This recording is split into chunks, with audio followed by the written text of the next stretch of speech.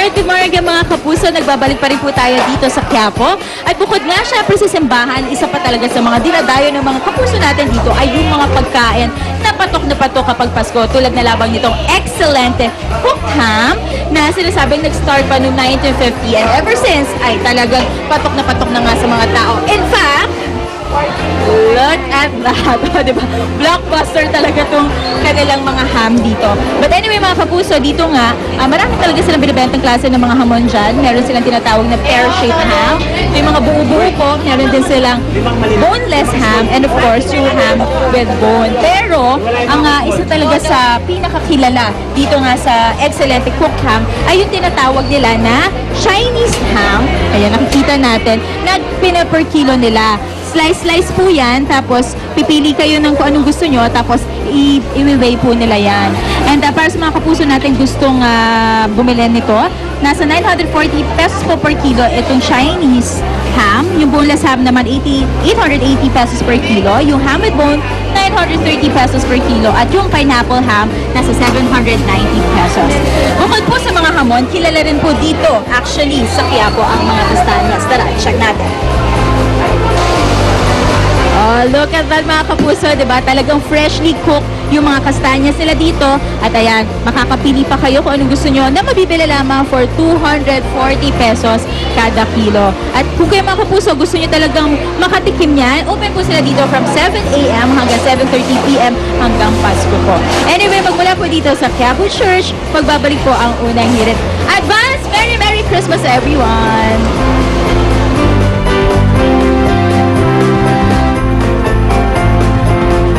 Merry Christmas, Monica. Merry Christmas and good morning, Kuya Lars. Good morning, Sue. Bago ang lahat, happy birthday muna kay Kernan Gat Bonton at si Jay Salas mula sa inyong unang Hear It family. At happy birthday din kay Mayor Christian Natividad ng Malolos. Pala yun ang pangalan niya. Christian Yes. Natividad. At happy birthday, Jeffrey Rakisa and Roland Mabini from Mommy Joy Salem.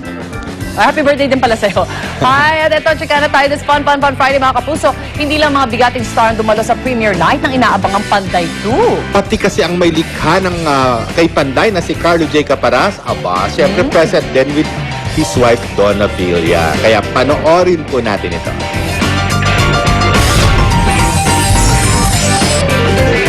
Dahil sa dami ng tao na dumagsa sa grand premiere night ng Panday 2 noong Miyerkules, 3 sinehan ang binuksan para pagdausan ito. Saya po dahil siyempre lahat ng tao, yung suporta nila, yung napakainit na pagtanggap, talaga nagpapasalamat po ako. Thank you. Sabi nga ni Kuya, kahit sino ka ba, talagang swak ito sa'yo.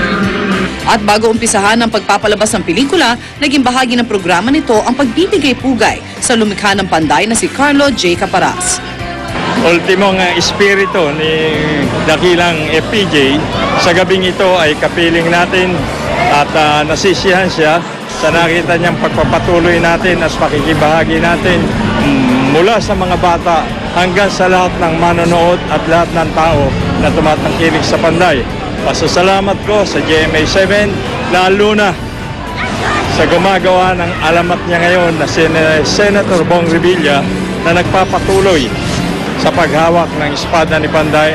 Ito yung parang ginampanan ni Rani, nila ang daming malalaking artista, sila Senator Jinggoy, sila, ang dami, di ba? At ngayon nga si Senator Bong, na lagi naman siya nag-number 1. So, inananyayahan ko na sana manood kayo. Sa trailer pa lang po, sa bahay pa lang, very excited na sila lahat. Kaya naman labis ang pasasalamat ni Senator Bong dahil sa tiwalang ibinigay sa kanya nila Carlo at Donna upang gawin ang pelikulang Panday. Isa ang Panday sa mga pelikulang kalahok sa 2011 Metro Manila Film Festival at mapapanood na ito sa mga sinehan ngayong Pasko. Ayun. Actually, oo.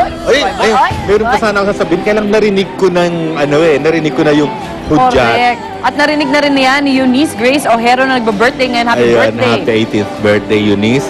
Oras na para sa ating Latest update na nag-iinit na mga tagpo sa Survivor Philippine Celebrity Double Showdown. Sa araw ng Tribal Council, kanya-kanyang kampanya ang castaways kung sino ang patatalsikin nila sa gabing yon. Doon din siniwalat ng kanilang bisita na si Aubrey Miles ang resulta ng survey na kanyang ginawa sa camp.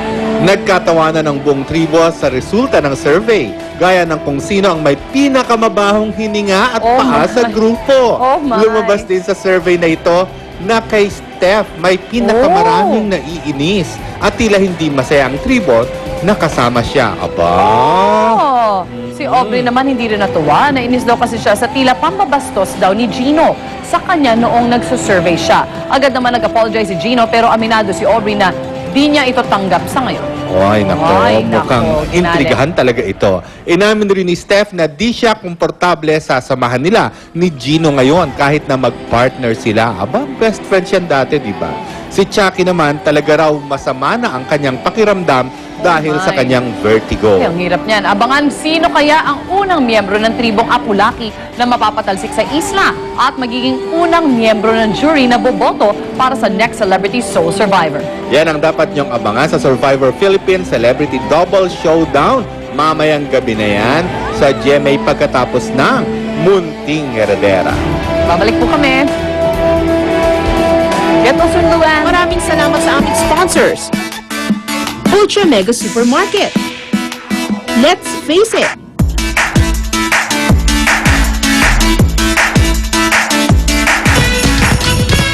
Be safe.